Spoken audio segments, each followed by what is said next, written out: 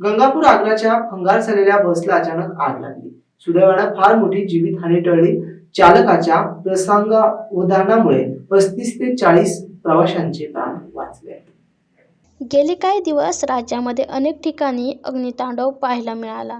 अशीच एक घटना देवगड फाटा येथे समोर आली आहे. छत्रपती संभाजीनगर पुणे महामार्गावरील गंगापूर आगास बस क्रमांक MS-20BL 1276 ला नेवासा तालुक्यातील देवगड फाट्यावर पुणे जाणाऱ्या या बसला आज सकाळी 6 वाजेच्या सुमारास देवगड फाट्याजवळ बिघडल्याने पेट घेतला.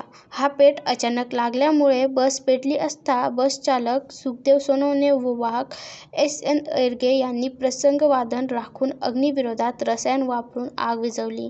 यामध्ये कोणतीही जीवितहानी झाली नाही. विशेष म्हणजे चालकाने दाखवलेल्या प्रसंगामुळे या बसमधून प्रवास करत असलेल्या 35 ते 40 प्रवाशांचे प्राण वाचले आहे. Bureau report AI news, Chhatrapati Sambhajinagar.